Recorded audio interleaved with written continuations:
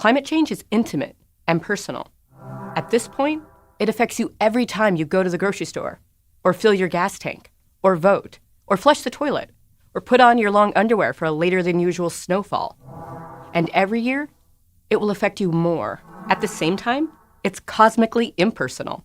It involves gases and rocks and chemicals that have been operating in relationship for billions of years before there were any persons or underwear to contend with at all. In between these two levels, the sphere of your bedroom and the sheer vastness of the history of the universe, there are still other vantage points to look at climate change from. Climate change is a collective and a systemic problem, dealing not just with individuals, but with entire populations and global systems, like energy grids and international trade. So we have to kind of zoom in and zoom out, travel through time and space.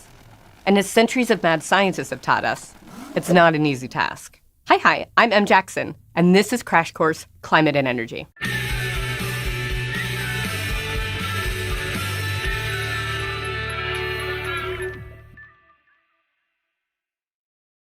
Think about it. There's the human lifetime, where we all live, where there's weather and politics and hard choices and beautiful moments of collaboration. And then there's hundreds of years that contain full human lifetimes, the generations yet to come that will be impacted by the climate-related choices of today and yesterday. On top of that, there's the multi-billion-year timeline of Earth, which is entirely alien to our human perception. But we won the planetary lottery with our habitable Earth, the only one out of the thousands of planets known in our galaxy where life like ours can survive. So yes, truly understanding climate change across all these timelines is tough. Sometimes it's downright mind-blowing. But it's on us to grapple with what's happening not just to the Earth, but to all of its inhabitants, as the climate changes faster now than ever before. And I mean that. The Earth's climate has never changed this fast. Let's start at the human scale. A single human, actually. A human named Eunice Foote. In the 1850s, she was reading an issue of Scientific American and became curious. And like any good scientist, she nerded out about how the sun heats up the Earth. She wanted to see how density and the mixture of gases in the air affected how much heat the atmosphere could hold on to.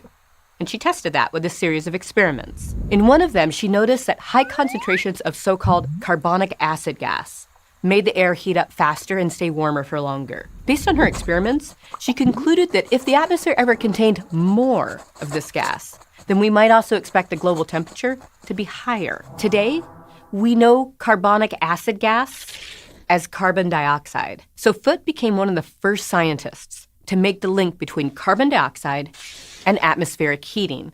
It was one of the first experiments demonstrating the greenhouse effect. You know that wash of warm air you get when you go into a greenhouse? It happens because glass panels do a great job of trapping the sun's heat to nurture your tomato plants. Well, imagine scaling that up to the entire Earth. But instead of glass trapping heat, it's gas. Specifically, gases like carbon dioxide, methane, and water vapor, which are known collectively as greenhouse gases. You can think of the greenhouse effect like a giant volleyball game between the sun and the surface of the Earth, where the atmosphere is the net.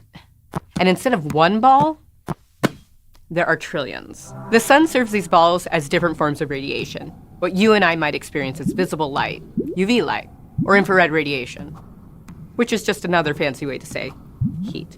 Some of that radiation makes it over the metaphorical net. It passes through the atmosphere and hits the planet's surface. A lot of that energy is then absorbed by the land and the sea. Hey, where'd my ball go? The land and sea naturally reflect back some of their heat energy. But with the greenhouse effect, more and more heat energy is getting trapped by the net.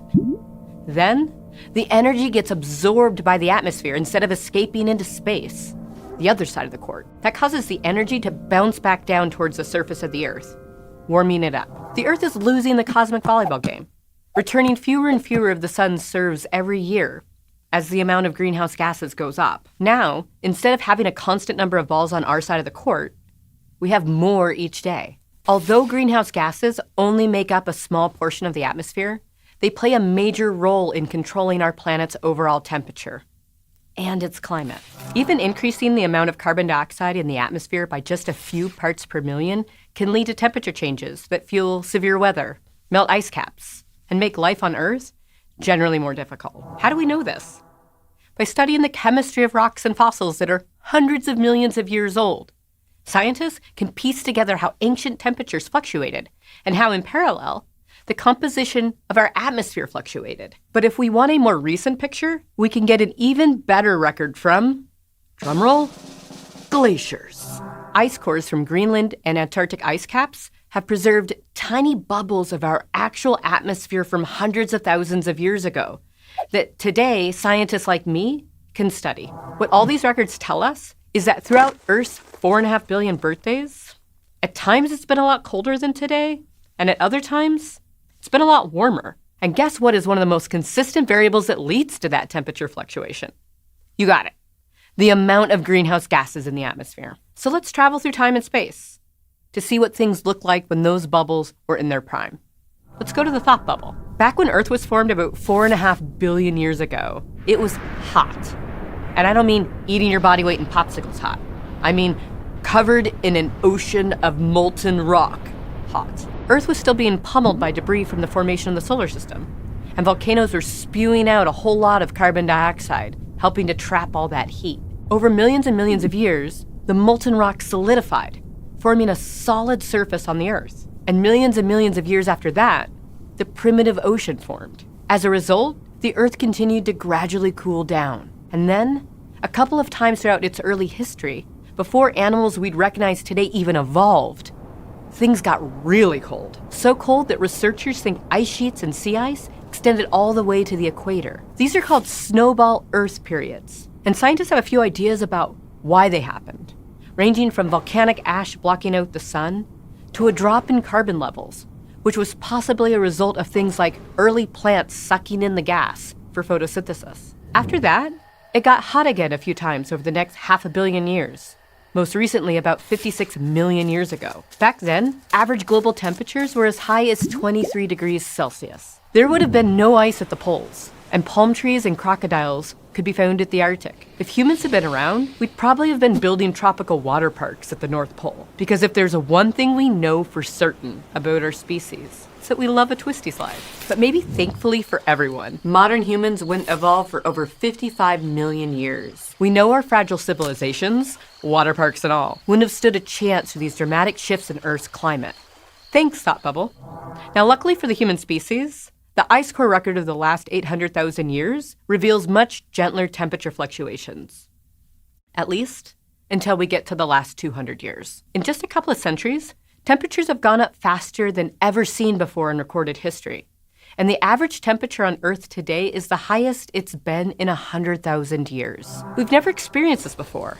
Even when Earth emerged from previous ice ages, the planet warmed up at a rate of only about 1 degree Celsius per 1,000 years. But today, global temperatures have shot up by 0.7 degrees Celsius per 100 years. That's almost 10 times faster. So what changed in the last 200 years? Well, there was one big thing, the Industrial Revolution. When humans discovered we could do things a lot faster and with a lot less effort by burning fossil fuels. Fossil fuels like coal, oil, and gas provided a reliable source of heat and electricity. So when we went for them in a big way, they helped to shape our modern civilization. And that's how you ended up here, watching this video on an internet largely powered by fossil fuels. But burning these fuels comes at a cost. It releases carbon dioxide. And as we've burned more of them to keep up with our growing population and our energy needs, our emissions have gone up as well. And that volleyball match keeps getting harder to watch. So this is what we know. The average global temperature has gone up, and carbon dioxide emissions have gone up. And we know that carbon dioxide is a heat-trapping greenhouse gas. As scientists have put those things together, it's led them to an inescapable conclusion. Human activity has caused the Earth to warm up at an unprecedented rate. We can measure this warming with every passing month. But its global effects aren't as straightforward. There's a big difference between what scientists study as climate and what you and I experience as weather. Weather is where we live. So when you wake up in Istanbul in March and see that it's weirdly cold and also snowing, That's weather. And although it may seem at odds with a warming planet, it's happening as a result of climate shifts elsewhere on Earth. Climate deals with multi-decade, broad-scale trends in things like temperature and precipitation patterns across the globe. But since climate and weather are so closely linked, it can get complicated. For instance, scientists agree that atypical extreme weather events are more likely when the planet's climate is warmer. But that's only because there's more heat trapped in the oceans and atmosphere to power these weather events. Meteorologists are constantly working to improve their forecasting models for both short-term weather and long-term climate, based on how much energy is in the atmosphere. By comparing and refining their models, scientists can now reliably predict some general outcomes if the current pace of climate change continues. And it might come as no surprise that it's not looking good. We can expect, and are currently already seeing in some cases, melting ice caps, rising sea levels, shifts in agricultural productivity, more storms, more floods, more droughts. Basically, climate change amplifies any weather you might typically experience. And these effects can ultimately lead to global economic losses, displacement of vulnerable communities, and almost inevitably, geopolitical tensions. Changing climate and changing weather patterns will have a significant impact on everyone, all over the globe. But not everyone will experience the same consequences of those impacts, or be able to adapt to them in the same way. And those who have been and may continue to face some of the most severe consequences are often in regions least responsible for the greenhouse gas emissions driving global climate change. So the question becomes, what do we owe each other as roommates on this singularly lucky planet, where we live alongside tomato plants and vibrant blue glaciers and frill-necked lizards and blobfishes and incredible human creativity? We know temperatures have fluctuated dramatically over Earth's long history. But by burning so many fossil fuels and flooding the atmosphere with gases like carbon dioxide, we also know we're causing temperatures to rise faster than ever. And while this is a massive challenge that won't have easy solutions, there are lots of fascinating ideas for how humans might tackle climate change from a number of different directions. We don't know all the answers, and we can never return to the Earth of 250 years ago. But we'll explore the many cobblestones that might make a pathway forward towards a new way of living together on our Earth, even if it's a bit bumpy. Special thanks to Steven Saar, our volleyball coach for this episode. Steven, thanks for never spiking the ball at our face, except for that one time, and for being a Patreon supporter.